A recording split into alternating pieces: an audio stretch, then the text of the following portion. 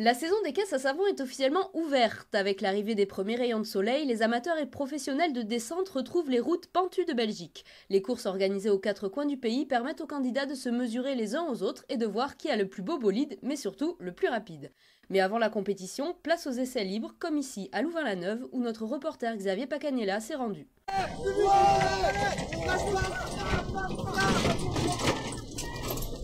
On se croirait dans un épisode des Fous du volant et c'est presque ça.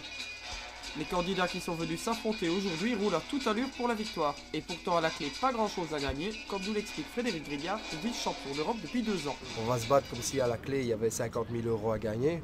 Et bon, en bas, on a du ramasse-poussière, une coupe, comme diraient nos femmes. Hein. Mais après, c'est la grande entente ensemble. Mais au départ, la caisse à savon, c'est surtout une idée de génie.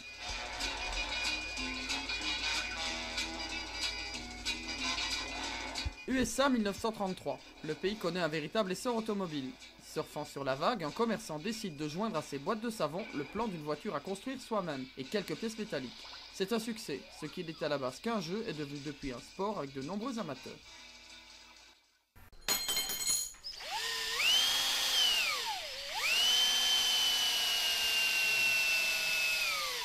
Maxime Tinan, 24 ans, est étudiant et passionné de mécanique. Il organise depuis maintenant 3 ans la course de Louvain-la-Neuve et propose son aide aux participants novices. Au niveau du matériel, c'est des barres de fer, des palettes, du bois en général, de quoi visser, de quoi à la rigueur souder, mais ça ce n'est pas encore obligatoire, mais ça peut être utile parfois. Le matériel en général, visseuse, disqueuse, scie ou autre. Et donc la plupart des caisses sont faites en bois ou en métal, mais on a par exemple cette année une caisse qui vient chaque année qui est une baignoire. Pour Christophe Périquel, lui aussi organisateur, construire une caisse à savon, c'est accessible à tout le monde.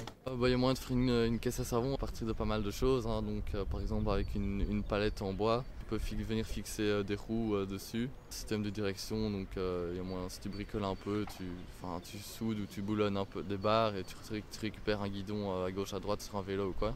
Et voilà, tu peux déjà avoir une caisse à savon comme ça. Et ouais, sinon il y a moyen de faire encore ça avec plein de choses, avec simplement une structure en fer, en tube de fer. On en a une aussi comme ça qui va rouler. À la base, c'est censé être vraiment quelque chose d'accessible à tous financièrement et de façon technique aussi. Sur la ligne de départ aujourd'hui, 6 équipes, c'est parti pour 500 mètres de descente. Sur la ligne d'arrivée, la foule tendue retient son souffle. Les voilà! Tous les matins au délire! Premières impressions à chaud après la descente. C'était chouette. J'ai beaucoup tenu le frein parce que j'avais peur d'aller trop vite. Mais la dernière descente, c'est quand même plus impressionnant. Ça allait super vite, quoi. C'était assez impressionnant. D'avoir le deuxième qui arrive, et ça tremble, la direction tourne assez fort, quoi. Arrivé en bas les premiers en 2 minutes et 26 secondes, c'est Renault et son équipe qui l'emportent. Bon, c'était terrible parce qu'au départ on savait pas trop comment ça allait se passer et puis alors on s'est lancé première fois, deuxième fois et tout et puis alors on a fait les essais aussi avant et puis là on a bien géré le truc parce que c'était très rapide comme on le pensait et puis voilà, on est content d'avoir gagné, donc c'était terrible quoi. Mais la caisse à savon, ce n'est pas qu'un divertissement, c'est aussi des compétitions internationales depuis 1983, date de création de la CECAS, la Commission européenne de course de caisse à savon. Avec 7 pays membres et plus de 500 licenciés, on rivaliserait presque avec les JO pour Jean-Claude Grignard, le président de la fédération belge. Au niveau international, on a tous des amis maintenant qui sont en Suisse, qui sont en France et on se voit en dehors des courses. Donc c'est vraiment cet esprit-là, la caisse à savon. Il y a ce qu'on appelle le championnat de Belgique, ça c'est 13 courses en Belgique. Puis alors il y a la Coupe d'Europe, ça c'est 4 courses à l'étranger. Cette année il y en a une en Italie, une en Tchéquie, une en Suisse. Il y a le championnat d'Europe, ça c'est en Allemagne, ça c'est la dernière semaine de juillet, ça c'est le tout gros événement, c'est sur une semaine. Prochaine compétition le 1er mai à Prague avec un objectif très précis pour Frédéric Grignard et ses coéquipiers, actuels vice-champions d'Europe. Là on va essayer d'aller carrément, on a refait une nouvelle caisse l'hiver.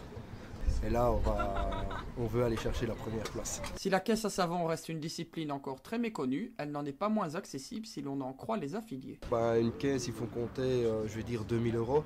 Mais contrairement à tout autre sport, je vais dire mécanique, hein, je parle là rallye, course de côte et tout. Ici, la licence à l'année annuelle elle coûte 40 €. Donc la licence, qu'est-ce qu'elle permet? Elle permet de faire tout le championnat belge et aller à l'étranger, parce que d'office, on a une licence européenne. Et c'est tout. Et seulement l'inscription à une course c'est 8 €. Essayer de trouver un sport, je veux dire, si peu onéreux. je veux dire, au niveau mécanique, et puis se voyager comme ça, parce que bon, c'est vrai que la caisse à savon fait voyager. On l'aura compris, la caisse à savon, ce n'est pas qu'une histoire de vitesse. Par amour de la mécanique ou du voyage, ou tout simplement pour relever le défi, entre les pilotes et la petite caisse en bois, c'est une histoire qui roule.